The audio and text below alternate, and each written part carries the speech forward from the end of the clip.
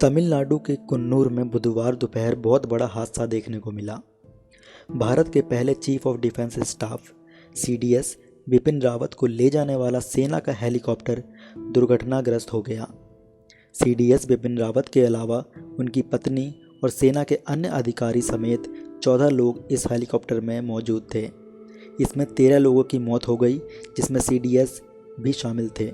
इस हादसे में सिर्फ ग्रुप कैप्टन वरुण सिंह बच पाए, जिनका इलाज चल रहा है। सीडीएस बिपिन रावत ने पिछले 4 दशकों में देश के लिए कई बड़े ऑपरेशनों में अपना योगदान दिया था। सीडीएस बिपिन रावत का जन्म 16 मार्च 1958 को देहरादून में हुआ था। उनके पिताजी एलएस रावत भी फौजी थे और उन्हें लेफ्टिनेंट जनरल एलएस रावत के नाम से पहचाना जाता था। CDS Rawat saint Edward school Shimla और राष्ट्रीय रक्षा एकेडमी खड़गसला के पूर्व छात्र हैं। उन्होंने मद्रास विश्वविद्यालय से रक्षा अध्ययन में एमफिल की डिग्री हासिल की है और मैनेजमेंट और कंप्यूटर स्टडीज़ में डिप्लोमा हासिल किया है। दिसंबर 1978 में भारतीय सेना अकेडमी देहरादून से 11 गोरखा राइफल की 5वीं बटालियन में उन्हें नियुक्त किया गया। उन्हें यहाँ स्वॉर्ड ऑफ ऑनर से भी सम्मानित किया जा चुका है। जनरल बिपिन रावत ने सैन्य मीडिया रणनीति अध्ययन पर अपना शोध भी पूरा किया और 2011 में चौधरी चरण सिंह विश्वविद्यालय मेरठ से डायरेक्टर ऑफ फिलॉसफी से उन्हें सम्मानित किया गया। वे राष्ट्रीय सुरक्षा और लीडरशिप पर कई लेख लिख चुके हैं, जो विभिन्न पत्रिकाओं और प्रकाशनों में प्रकाशित हुए हैं। जनरल बिपिन रावत को उच्च ऊंचाई वाले युद्ध क्षेत्र और आतंकवाद रोधी अभियानों में कमान संभालने का अनुभव है। वे 1986 में चीन से लगी वास्तविक नियंत्रण रेखा पर इन्फेंट्री बटालियन के प्रमुख की भूमिका निभा चुके हैं। इसके अलावा उन्होंने राष्ट्रीय राइफल के एक सेक्टर और कश्मीरी घाटी में 19 इन्फेंट्री डिवीज़न की अगुवाई भी की है। वे कांगो में संयुक्त राष्ट्र के शांति मिशन का नेतृत्व भी कर चुके हैं। सीडीएस बिपिन रावत की अगुवाई में भारतीय सेना ने कई ऑपरेशन को भी अंजाम दिया है। उन्होंने पूर्वोत्तर में आतंकवाद को कम करने में महत्वपूर्ण भूमिका निभाई है।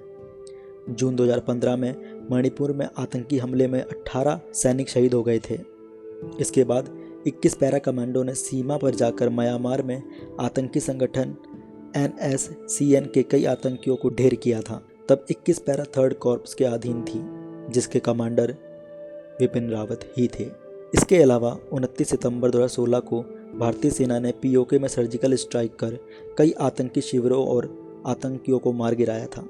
उरी में सेना के कैंप और पुलवामा में CRPF पर हुए हमले में कई जवान शहीद हो जाने के बाद भारतीय सेना ने ये एक्शन लिया था। वर्ष 2019 में PM नरेंद्र मोदी ने 15 अगस्त को लाल किले की प्राचीर से देश की तीनों सेनाओं के बीच तालमेल को और बेहतर बनाने के लिए चीफ ऑफ डिफेंस स्टाफ यानी CDS का नया पद बनाने का ऐलान किया था। इसके बाद ही भारतीय सेना के प्रमुख पद से रिटायर होने के बाद बिपिन रावत ने चीफ ऑफ डिफेंस स्टाफ का पदभार ग्रहण किया था। अपने 4 दशकों की सेवा के दौरान general Bipin Rawat brigadier commander general officer commanding in chief दक्षिणी कमान सैन्य संचालन निदेशालय में general staff officer grade 2 military secretary branch में कर्नल सैन्य सचिव और उप सैन्य सचिव और जूनियर कमांड विंग में सीनियर इंस्ट्रक्टर के तौर पर अपनी सेवाएं दी हैं। बिपिन रावत को आतंकवाद रोधी अभियानों में काम करने का कई वर्षों का अनुभव था। बिपिन रावत ने ऊंचाई वाले युद्ध क्षेत्रों में भी कई सालों तक काम किया। उनके उत्कृष्ट कार्यों के लिए उन्हें परम विशिष्ट सेवा मेडल से सम्मानित किया गया था। इसके अलावा उन्हें उत्तम युद्ध सेवा मेडल, अति विशिष्ट सेवा मेडल, युद्ध सेवा मेडल, सेना मंडल, विशिष्ट सेवा मेडल आदि सम्मानों से नवाजा गया था। जय हिंद।